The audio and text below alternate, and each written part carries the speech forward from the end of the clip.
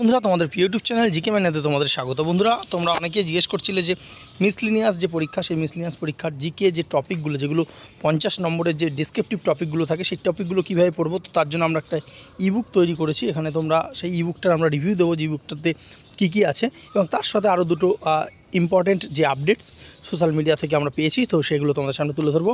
একটা হচ্ছে যে ভ্যাকেন্সিটা আমরা আগেই জানিয়েছি, সেইটাই ভ্যাকেন্সিটা কত হতে পারে, এবং পরীক্ষা অনেকে বলছে যে ওবিসি কেসের জন্য কি পরীক্ষাটা পেছোতে পারে, তো সেটা নিয়ে একটা আপডেট কিন্তু তোমাদের সামনে তুলে ধরবো। এবং শেষে কিন্তু অবশ্যই জিকে ইবুকটা রিভিউ কিন্তু আমরা দেবো, ঠিক আছে?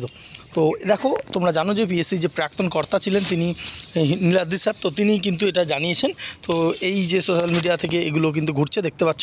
তো তিনি একটা কমেন্টে যেটা জানিয়েছেন যে ওবিসি মামলার জন্য কিন্তু পোস্টপন্ড হবে না, অর্থাৎ মিসলিনিয়াস মেন্স কিন্তু পোস্টপন্ড হবে না, কিন্তু পরীক্ষার খাতা দেখার জন্য কিছুটা পিছোতে পারে বলে তিনি আশঙ্কা করছেন, ঠিক আছে? ক্লার্কশিপ সম্বন্ধে কিছু জানাচ্ছেন না তিনি, অর্থাৎ তার কাছে কিছু জানা নেই, ঠিক আছে? আর নেক্সট দেখতে পাচ্ছ যে কত যে ভ্যাকেন্সি, তো ভ্যাকেন্সিটা কিন্তু মিসলিনিয়াসের আগেই তিনি জানিয়েছিল যে 650 মতো। এটা আপডেট হতে পারে, এটা আপডেট হয়ে বাড়তেই পারে, বাড়ার সম্ভাবনাটাই বেশি আছে। এবং ক্লার্কশিপের 8000 মতো ভ্যাকেন্সি কিন্তু রয়েছে, ঠিক আছে? তো এই দুটো আপডেট ছিল। এবং এবার আমরা দেখে নেবো যে মিসলিনিয়াস মেন্সের জন্য যে জিকের, যেখানে 100 নম্বরের জিকে থাকে, তার মধ্যে সেই 100 নম্বরের জিকের জন্য এই ইবুকের মধ্যে কী কী আছে আমরা তোমাদের সামনে তুলে ধরবো, ঠিক আছে?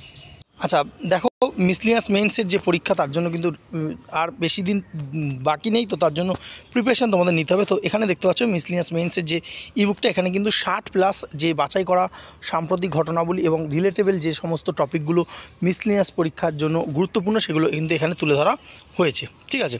তো আমরা দেখে নেব আমাদের যে কন্টেন্টটা। দেখো, এখানে কন্টেন্টে তোমরা জানো যে নরেন্দ্র মোদী প্রধানমন্ত্রী হিসেবে রেকর্ড যে তৃতীয়বারের জন্য তিনি শপথ গ্রহণ করেছেন।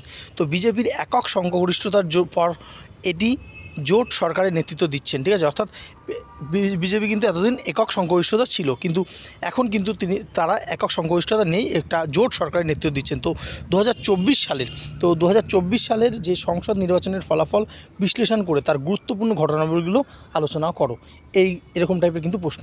তারপর দেখতে পাচ্ছ যে ভারত কিন্তু চ্যাম্পিয়ন্স ট্রফি 2025 সালে জিতেছে।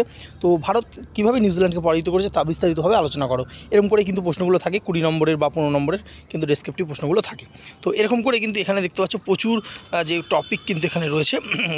যে কেন্দ্রীয় সরকার যে নাগরিকত্ব বিল রয়েছে, সেটা জাতীয় পাঠ্যক্রম রয়েছে, মণিপুরে যে অস্থিরতা, মেইতে সম্প্রদায়ের যে তপশিলি উপজাতির মর্যাদার দাবি, এর প্রভাব কী, মণিপুরের অস্থিরতার কারণ কী, তারপর হচ্ছে পশ্চিমবঙ্গে যে সরকার দুয়ারে সরকার প্রকল্প চালু করেছে, সেগুলো এই কর্মসূচির প্রভাব কী পড়তে পারে, আয়ুষ্মান ভারত কী, জাতীয় শিক্ষানীতি কী, পশ্চিমবঙ্গের বিভিন্ন দিকের উপর একটা অনুচ্ছেদ রয়েছে। আচ্ছা, এখানে তোমরা আরও দেখতে পাচ্ছ যে 2024 সালে যে বাংলাদেশের সরকার পরিবর্তন হয়েছে, সেই সরকার পরিবর্তনের গুরুত্বপূর্ণ বিষয়গুলোর উপর নোট দাও, বা সেটা সরকার পতনের পর ভারত বাংলাদেশের সম্পর্কের ওপর রিভিউ দাও। ভারত মালদ্বীপের যে সম্পর্ক বহুমুখী এবং সহযোগিতা বিভিন্ন ক্ষেত্রকে অন্তর্ভুক্ত করেছে, তার উপর যে তোমাদের প্রতিবেদন আসতে পারে বা লেখা আসতে পারে। তো এবং ইসরায়েল হামাস যুদ্ধের বিষয়ে একটা আপডেট দাও। এরকম বিভিন্ন কিন্তু টপিক, তোমরা যেগুলো ইম্পর্টেন্ট টপিক, এগুলো থেকে কিন্তু তোমরা পেয়ে যাবে। দেখো, এই টপিকগুলো পড়লে তোমাদের যেটা উপকার হবে সেটা হচ্ছে কি, তোমরা যদি এই টপিকগুলো পড়ো না, তো হুবহু তোমরা যদি নাও লিখতে পারো, তোমাদের মাথার মধ্যে পড়তে যে মাথার মধ্যে যে ইনফরমেশানগুলো তোমরা গ্যাদার করবে না, যে কোনো টপিক দিক এরকম যে কারেন্ট টপিক টাইপের, তাহলে কিন্তু তোমরা এখান থেকে তোমরা নিজেরাই কিন্তু ফর্ম করে লিখতে পারবে।